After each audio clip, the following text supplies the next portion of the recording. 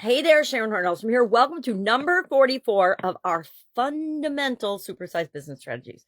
We call this one the D3 strategy in my business and in my businesses and in the businesses I work with.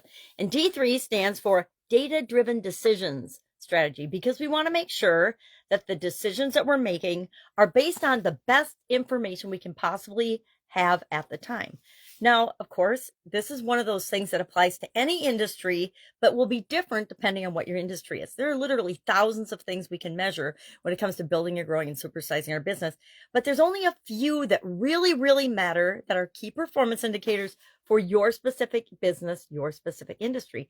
And it's up to you to ferret out, find those, search for them, test them, tweak them, make them your own, and help them to help you make the best possible decisions, the quickest, fastest decisions for your business to be competitive and to stay ahead of the curve and to actually just stay viable, much less grow, build, and supersize. There are literally, there's probably tens of thousands of things that we can measure and tools to help us do that. And I wanted to give some specific industry examples, but I'm tired. And so I didn't plan a bunch out. And a lot of the businesses we work with don't want to share the indices and the things that they measure because it does give them a competitive advantage to make quicker, easier, faster, more effective decisions than many of their competitors do. So think about today, and I'm going to challenge you to look at the things that you are measuring and verify that they really matter for your organization. Now, when I was in corporate America, I measured literally hundreds of data points every single month and did reports on them, statistics and everything.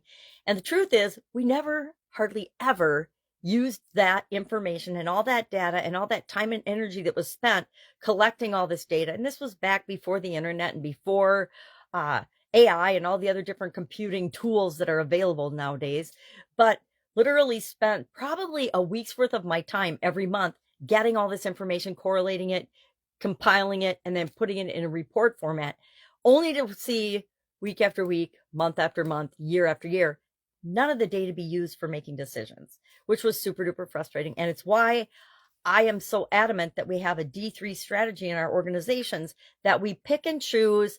And there's other things you have to measure. You got to measure things depending on the function you're in the business for, regulatory compliance, depending on your industry, for taxes. We all got to pay taxes, at least in America. So we have to make sure that we're doing the things and measuring the things and tracking the things and documenting the things that are required for our business to survive and thrive, because we're not going to grow if we don't survive. But we need to know that we're collecting and using that data that isn't for other purposes. And it's important to collect it for the IRS. It's important to collect it for OSHA, USDA, Departments of Agriculture, any other compliance organizations that oversee your particular business and industry. But it's also important to know what are the key things that help you know that your business is moving in the right direction, that it's growing, etc., and becoming the business that you want to create for the world. All right, love to know your stories about this. Do you use and make decisions based on the best information, the most recent data that you can acquire for your business?